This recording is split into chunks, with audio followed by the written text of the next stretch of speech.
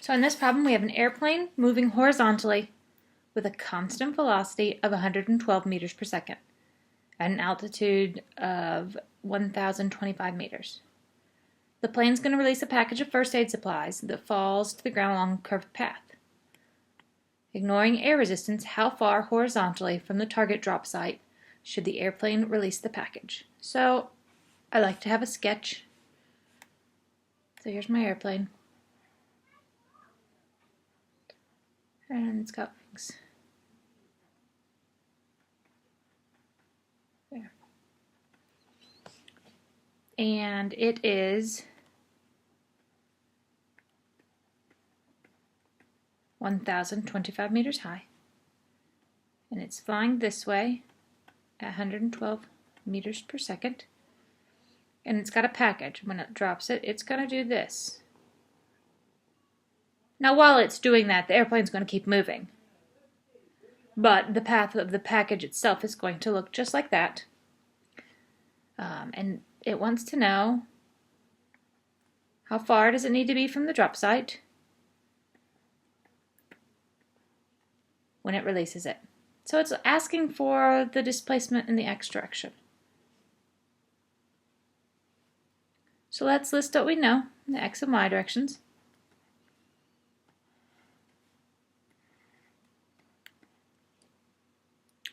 We know in the x direction the velocity, initial and final, is 112 meters per second.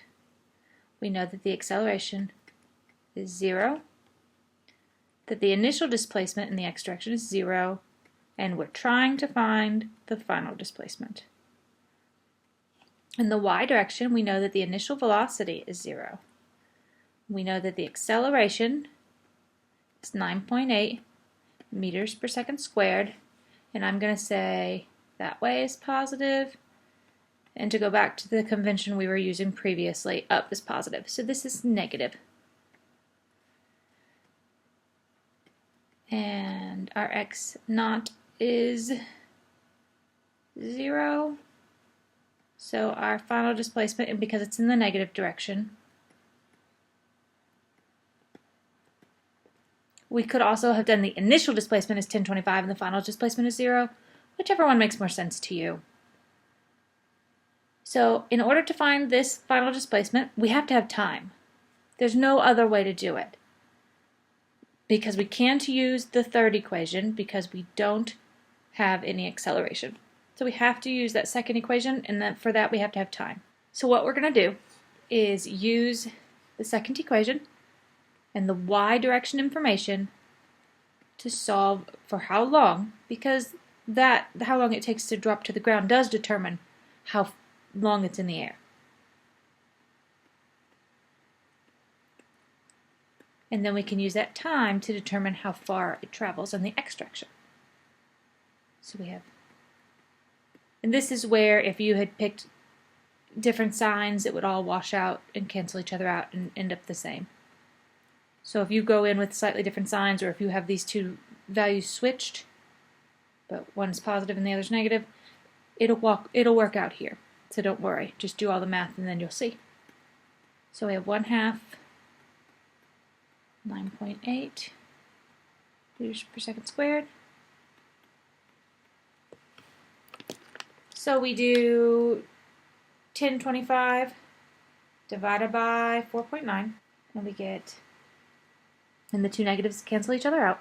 So we get 209 seconds squared equals t squared. So the time is equal to 14.46. Let's look at our significant figures.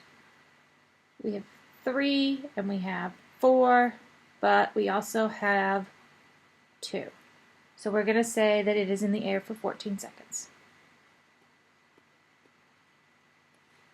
Now we can come over here and use this x information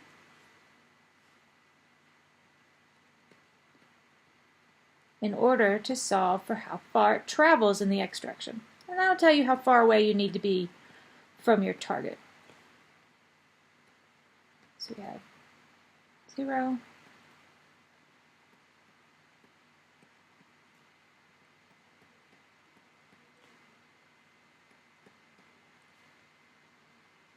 And since we have two significant figures, we should have 1,600 feet, or meters, sorry.